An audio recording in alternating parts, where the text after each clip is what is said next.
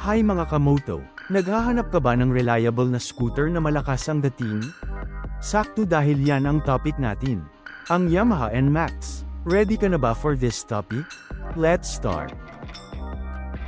Kung interesado ka sa Yamaha NMAX at gusto mong bumili nito ay i-check lang ang mga details na nasa screen kung saan naka-indicate ang suggested retail price nito, down payment, monthly hulog at iba pa. Kung pag-uusapan natin ang mga features ang Yamaha NMAX ay may refined 155cc Blue Core engine, may variable valve actuation din ito, traction control system at stop and start system. May smart key system din ito at dual channel ABS, naka-LED ang head at tail light nito at handlebar switch control. Bukod pa dyan ay mayroon din itong electric power socket para wala ng low bat while driving. Multifunction full digital speedometer, multifunction big luggage para sa mga gamit at hazard lamp. Ang Yamaha NMAX ay may 155 cm3 liquid-cooled, 4-stroke, SOHC, 4-valve engine na may fuel injection at V-belt automatic transmission.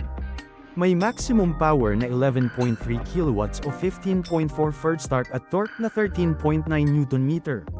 May backbone frame, telescopic fork front suspension, at unit swing rear suspension. Gamit nito ang hydraulic single disc brake sa harap at likod, kasama ang tubeless na gulong 110/70/13 MC sa harap, at 130/70/13 MC naman sa likod.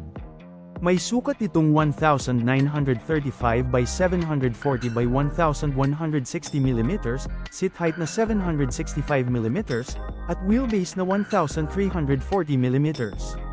May 7.1 liters fuel tank capacity at wet weight na 131 kg.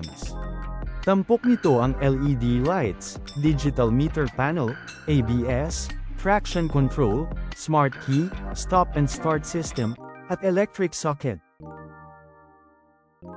Ang Yamaha NMAX 155 ay available sa mga kulay na dark petrol, sword gray, prestige silver at dark blue.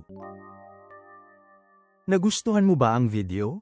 Huwag kalimutan mag-like at subscribe sa Moto Info at maging updated sa lahat ng bagong labas na motor sa Pinas. Thank you. Until our next video. Bye!